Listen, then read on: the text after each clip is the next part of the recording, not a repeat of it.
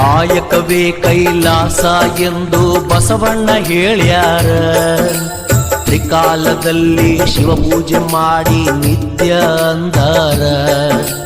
ಭಕ್ತವತ್ಸಲ ಭಗವಂತ ಮೈ ತುಂಬ ಭಸ್ಮ ಹಚ್ಚಕೊಂಡ, ಆಯಾ ಕಾಲಕ್ಕ ಹುಟ್ಟಿ ಬರ್ತಾನ ಹೊಸ ರೂಪ ಹೊತ್ತುಕೊಂಡ. ಭಕ್ತಿಲೆ ದುಡಿದರೆ ಬಂಗಾರ ಕಣ ಇರ್ತಾನ ಕೈ ಹಿಡ್ಕೊಂಡ.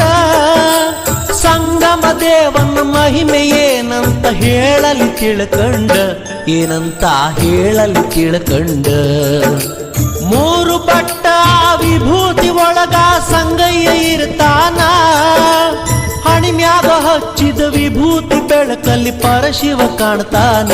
ಬಸವಣ್ಣ ಕೈ ಮಾಡಿ ಕರಿತಾನ, ಬಸವಣ್ಣ ಕೈ ಮಾಡಿ ಕರಿತಾನ.